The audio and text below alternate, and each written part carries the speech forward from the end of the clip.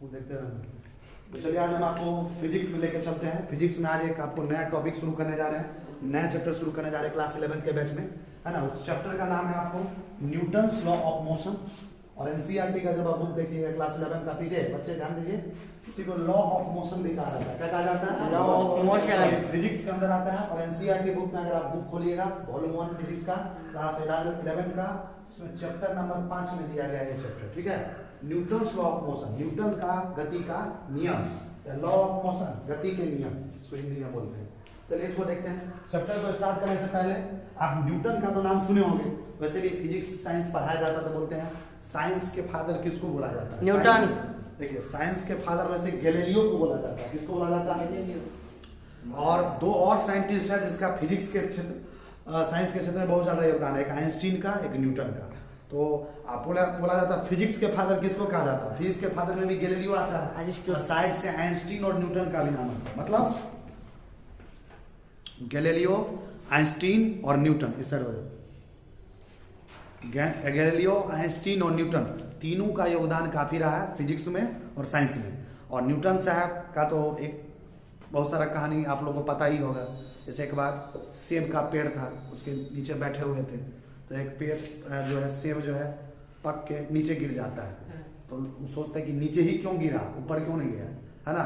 इसी पे gravitational force का खोज हुआ, गुरुत्वाकर्षण बल के वजह से वो सेब क्या हुआ, नीचे की तरफ गिरा। क्योंकि ग्रेविटी जो होता है, फोर्स अर्थ के द्वारा जो फोर्स लगता है, फोर्स ऑफ ग्रेविटेशनल फोर्स, गुरुत्वाकर्षण बल कोई भी वस्तु को अपनी तरफ आकर्षित करता है, खींचता है, इसी वजह से वो नीचे गिरा।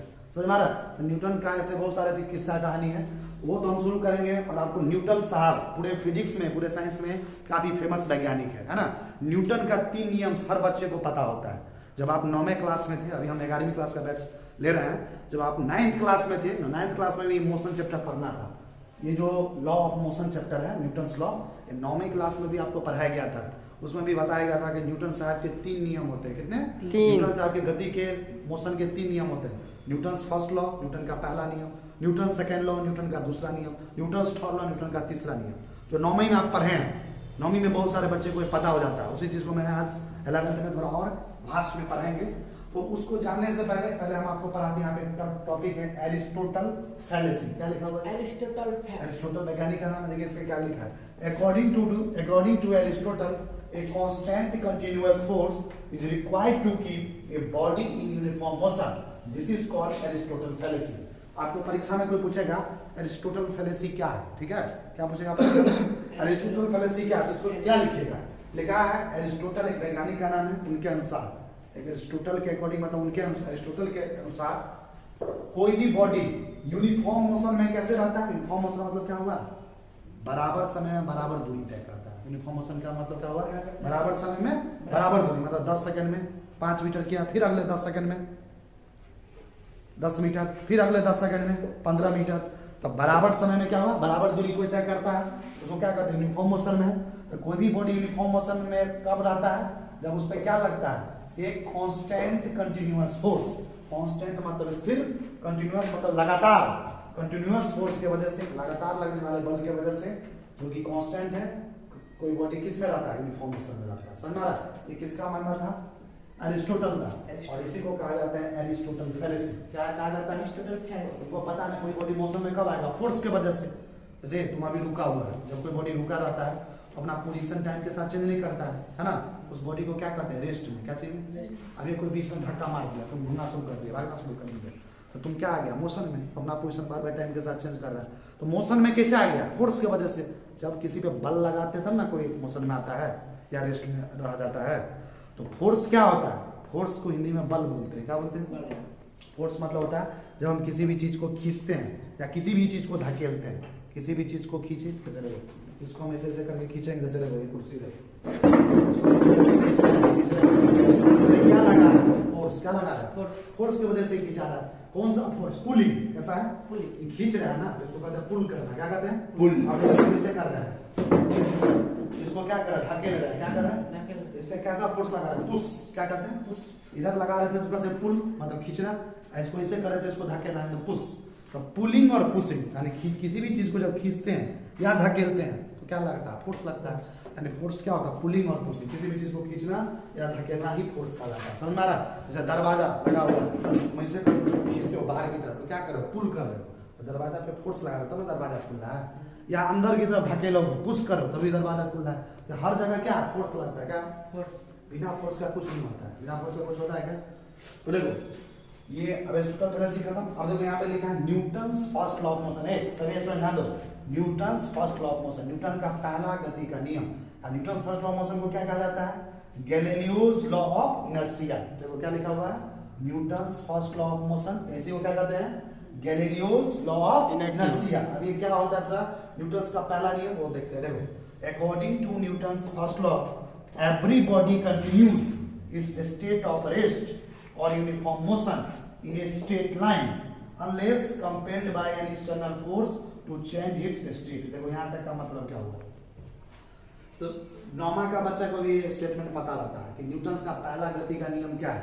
तो देखो न्यूटन्स का पहला लॉ ये कहता है कि कोई बॉडी अगर रेस्ट में है, जैसे कोई बॉडी रुका हुआ है, जैसे हमको कोई 5 मिनट बाद देखा, कोई ऑब्जर्वर है ग्राउंड से देख रहा है, हम यहीं पे, घड़ी का समय 10 मिनट बाद देखा तभी भी यहीं पे, 15 मिनट बाद देखा हम यहीं पे, तो हमारा बॉडी टाइम बदल रहा लेकिन पोजीशन तो चेंज नहीं कर रहा, जहाँ वहीं पे, वैसे बॉडी को क्या कहा जाता है, रेस्ट में। क्या कहा जाता है, रेस्ट। अगर आप हमको कोई देखा 1 मिनट देखा तो हम यहाँ पे चले गए, 2 मिनट बाद देखा हम पूरी चौक पे चले गए, 3 मिनट बाद देखा हम उधर चले गए, मेहतर पट्टी, माना पट्टी।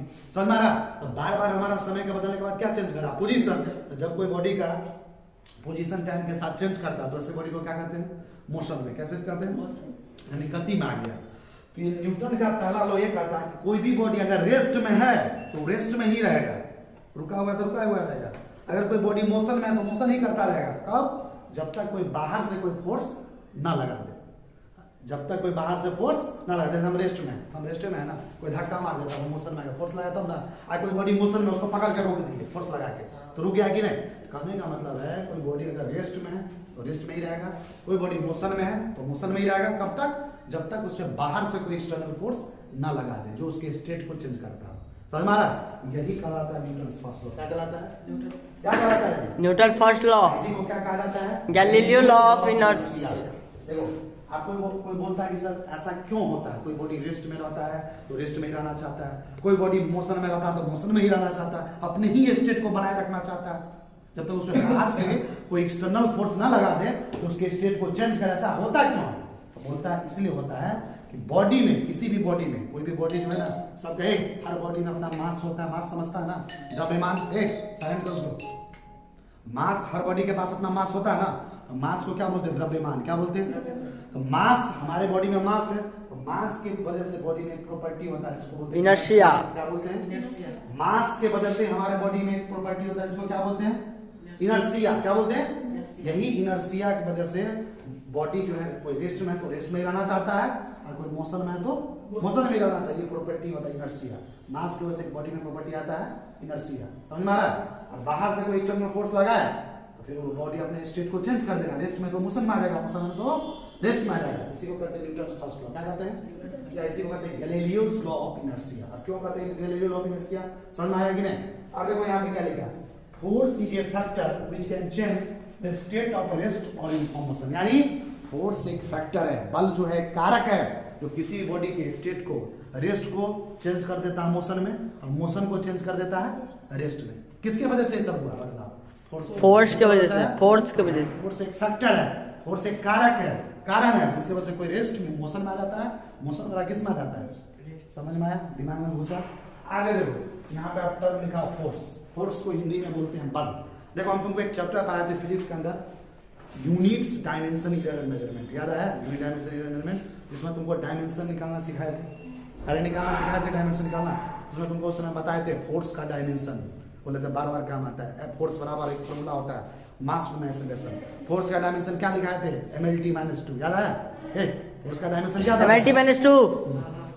तो देखो फोर्स क्या, फोर्स का तुमको पूछेगा परिभाषा बताइए, फोर्स का डिफिनेशन बताइए, तो क्या लिखा है, एनी पुश और पुल व्हिच आइदर चेंजेस और tends to change the state of rest और ऑफ यूनिफॉर्म मोशन और constant velocity of a body is known as force. और कोई भी पुश और पुल, पुश और पुल अब ये समझा रहे थे ना, किसी भी चीज को खींचते हैं तो जैसे किसी भी चीज को खींचते हैं क्या हुआ पुल, क्या हुआ है पुल हुआ, पुल मतलब खींचना।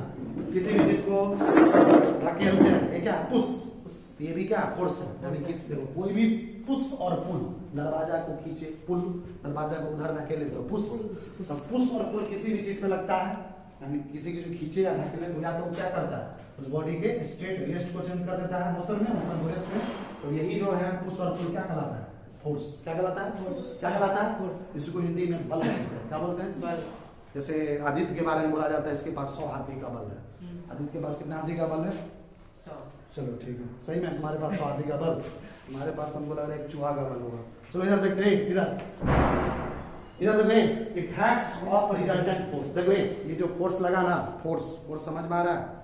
ये जो फोर्स लगा पूरे बॉडी पे जो लगने वाला टोटल फोर्स होता है ना, उसी को बोला जाता है रिजल्टेंट फोर्स। क्या बोला जाता है रिजल्टेंट फोर्स। तुम्हारे बॉडी में कोई 5 न्यूटन से इधर खींच रहा है, 5 न्यूटन से उधर खींचा, 5 न्यूटन से इधर खींचा है आदमी, 5 न्यूटन से इधर, क्या बॉडी का बताओ टोटल फोर्स कितना लगा। तो टोटल जो फोर्स को जोड़ देंगे ना, तो जो टोटल फोर्स आएगा बॉडी पे, नेट फोर्स जो आएगा, उसी को हम क्या बोलते हैं रिजल्टेंट फोर्स। क्या बोलते हैं जी बॉडी पे लगने वाला। देखो एक बॉडी पे एक फोर्स नहीं लग सकता, बॉडी पे हजारों। जैसे देखो ये हम यहाँ पे भी खड़े हैं, हम खड़े हैं ना, एक फोर्स क्या लग रहा है अर्थ के द्वारा। अर्थ जो हर बॉडी को अपनी तरफ खींचता है, एक नीचे की तरफ फोर्स लग रहा है कि नहीं।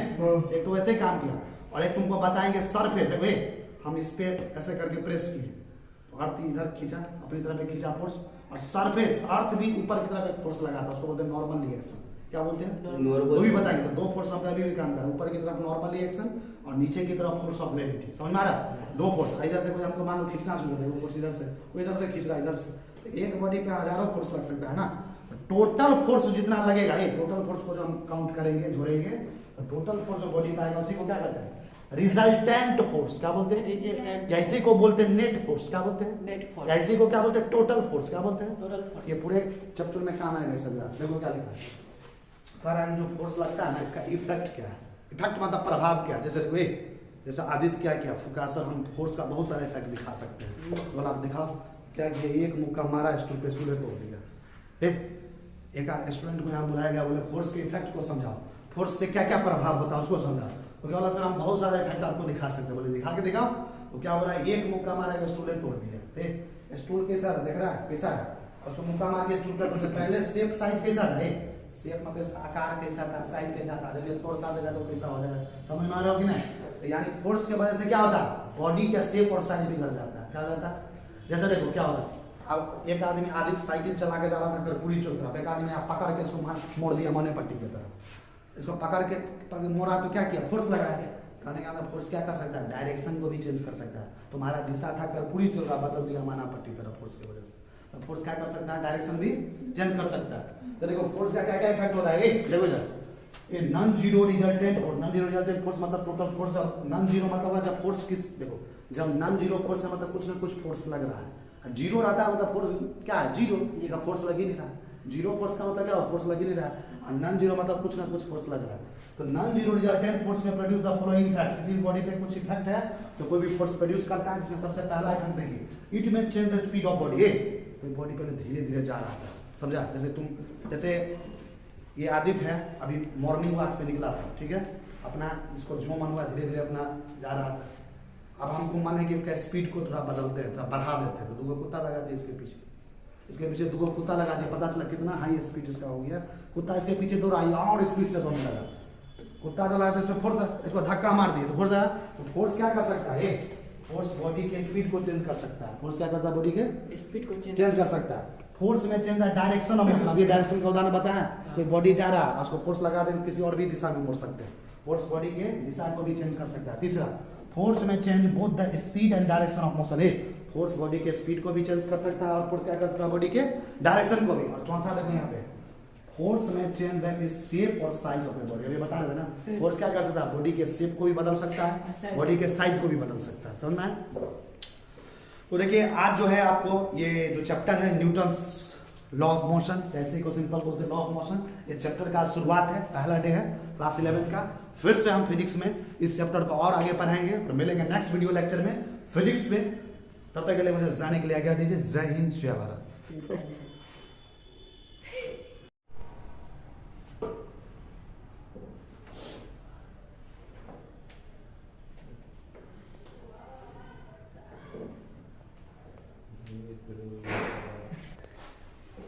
तो देखो अभी हम आपको ले चलते हैं फिजिक्स में। फिजिक्स में आपको एक चैप्टर स्टार्ट किया न्यूटन्स लॉ ऑफ मोशन, पिछले क्लास में हमें स्टार्ट किए थे, उसमें बहुत सारा पॉइंट कल आपको पढ़ाए थे।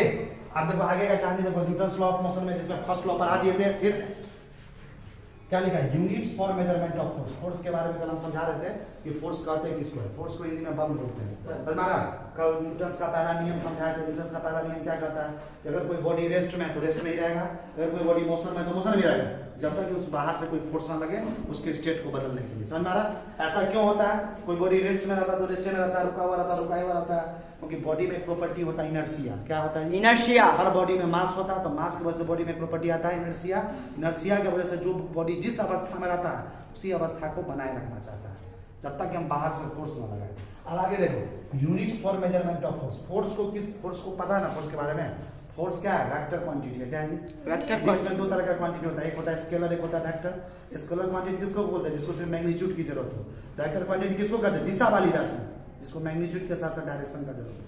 तो फोर्स का भी मैग्नीट्यूड होता है, डायरेक्शन, यूनिट भी होता है। यूनिट के बारे में पढ़ा है?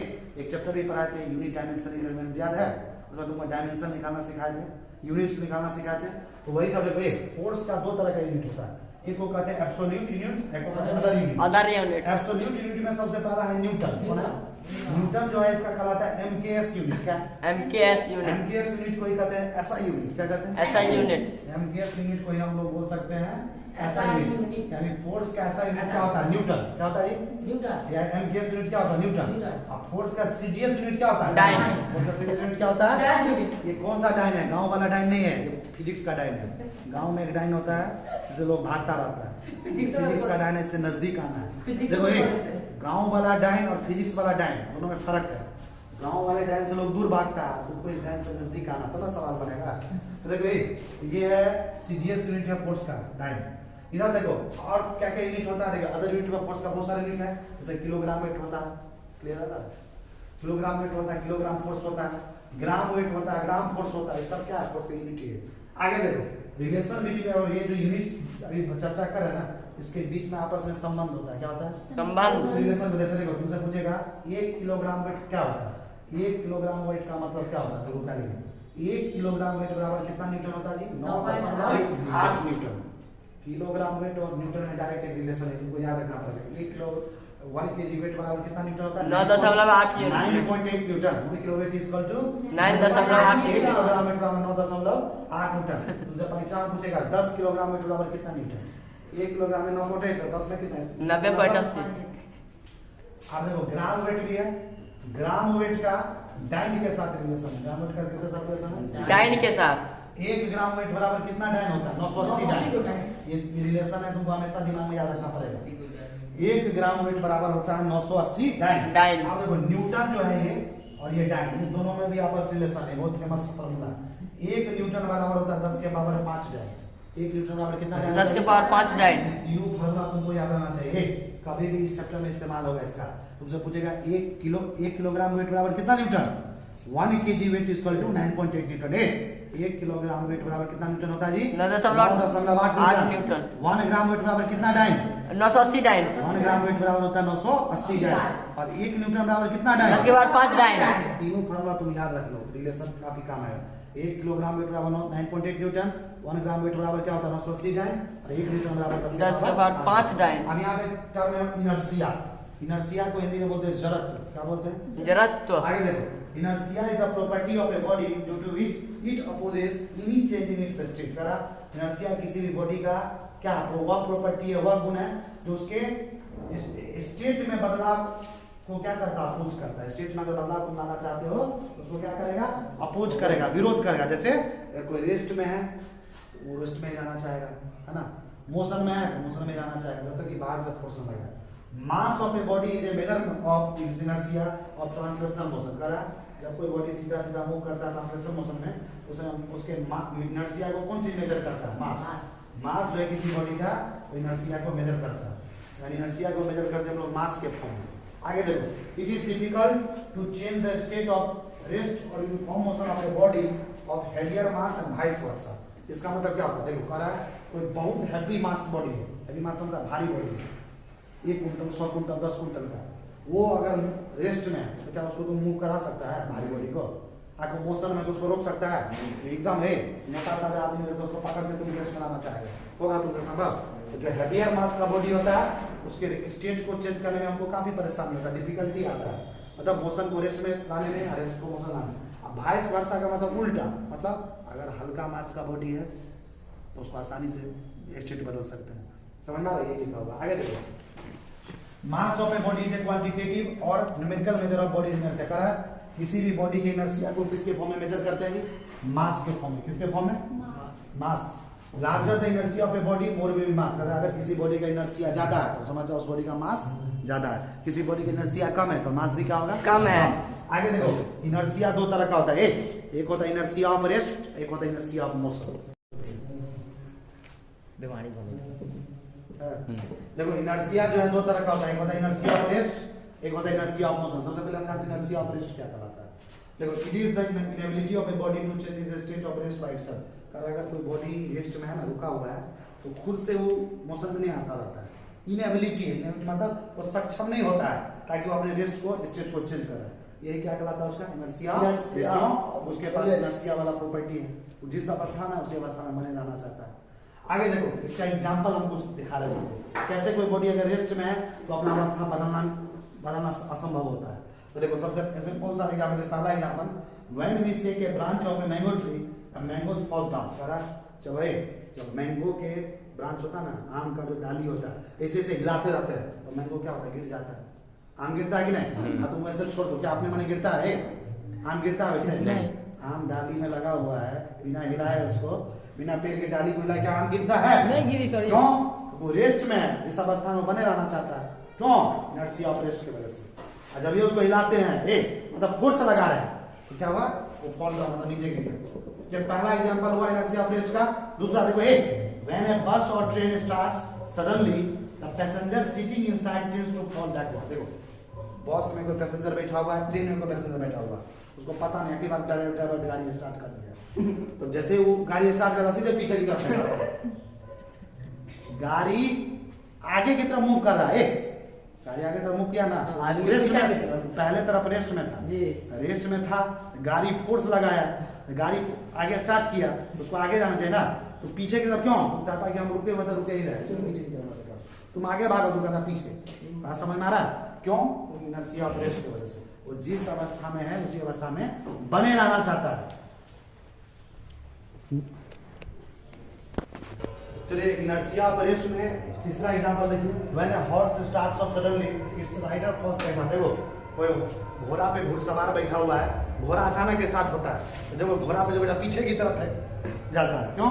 तो मोशन स्टार्ट हो रहा है, पहले से रेस्ट में, तो क्या चाहता है? रेस्ट में ही रेस्ट में रहे, इसलिए पीछे ठहराता है। चौथा देखो, ये example of rest, the dust particles in a blanket fall off when it is beated with a stick. देखो कंबल देखियो, अभी ठंडा महीना में कंबल, ब्लैंकेट, वैसे उसमें उसको तुम लकड़ी लेके पीटोगे, उसमें बहुत धूल सब निकलता है, गर्दा निकल रहा था। क्यों? क्योंकि लकड़ी से जब नहीं पीटता, धूल उसमें था, वो अपने अवस्था को ही बना रहना चाहता था, लेकिन जैसे ही पीटते तो तुरंत धूल निकलने लगता है। बात समझ आ रहा है कि नहीं? यानी जो चीज रेस्ट में रहता है वो रेस्ट में ही रहना चाहता है। पांचवा देखो, एक कॉइन इज प्लेस्ड ऑन एक कार्डबोर्ड है जिसपे एक सिक्का रखा गया है, this cardboard is placed on, सिक्का को कहां पर रखा? कार्डबोर्ड कहां रखा है? टम्बलर के ऊपर। Such that coin is above the mouth of tumbler, इस तरह से कॉइन जो है ना टम्बलर के ऊपर में, उसके मुंह के ऊपर में। Now with the cardboard is remove, अब उस कार्डबोर्ड को हटा दिया जाएगा। विद अ सडन जर्क, मतलब समझता है ना, कुछ झटका देगा, then the coin falls in the, तब कॉइन किस में गिर जाता है? टम्बलर के अंदर। किस में गिर जाता है? टम्बलर। पहले रेस्ट में था, रेस्ट में कॉइन रहना चाहता था, स्थिर था, जैसे झटका दिए मोशन में आ गया, तब जाके गिरा टम्बलर। अगर नहीं झटका देते, फोर्स से लगाते तो रेस्ट में ही रहता है। तो ये भी किसका एग्जांपल है? इनर्शिया ऑफ रेस्ट का। यानी कोई बॉडी अगर रुका हुआ है तो रुका हुआ रहना चाहेगा, तो जब बाहर से कोई फोर्स लगे। इनर्शिया तीन तरह का है। इनर्शिया ऑफ रेस्ट पढ़ा दिए, अगले क्लास में आपको पढ़ाएंगे इनर्शिया ऑफ मोशन, फिर इसके बाद पढ़ाएंगे इनर्शिया ऑफ डायरेक्शन। तो दो इनर्शिया भी बाकी है, इनर्शिया ऑफ मोशन और इनर्शिया ऑफ डायरेक्शन की चर्चा हम आपको अगले क्लास में करेंगे।